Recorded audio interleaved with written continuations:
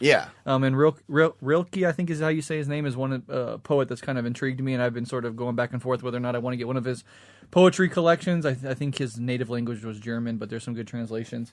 But also kind of, watching you do it and writing the forward to it, it does sort of spark a little interest in myself, using poetry as a form of self-expression, even if I don't put it out there.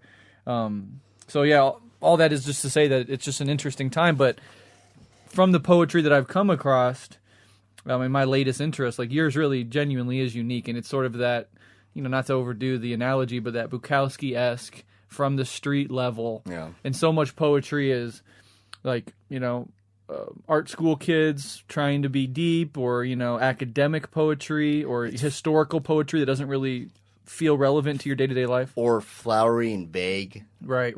And you can see, like, there's been a recent, like in the last several years, this boom of like online women influencers who want to segue their audiences into their poetry books. You have no idea. You can look into this world of criticism and, but like Gabby Hanna and Trisha Paytas, and these names might not mean anything to most people, and good for you if they don't. But yeah, like they're doing their versions of poetry, and then it's kind of caught on, so all of them want to put out their own poetry book, and they're just sort of shitty. Well, it's like it saturates it, and the problem is that with a person that like, let me look up some stuff. I want to feel something. I want to read some poetry, and the problem is that it's like, well, you're just going to shit on them for trying art, but it's like when it's blasted out there, yeah, and the internet is not good at like filing away, especially like good creative art. So then you read this stuff and you go, actually, maybe poetry's not for me. When there's so much good work out there. The other side of that would be like for their audience, mostly young girls that have little to no experience in poetry. It could be a doorway to them getting into it. And that's probably fair. Yeah, that's probably fair. It's because poetry, for one thing, I will say is amazing. If you just think about it, is like, I have feelings and emotions that as a person living in this world. I don't want to write a story per se. I want to express them, and all I have is these words to express these intangible things.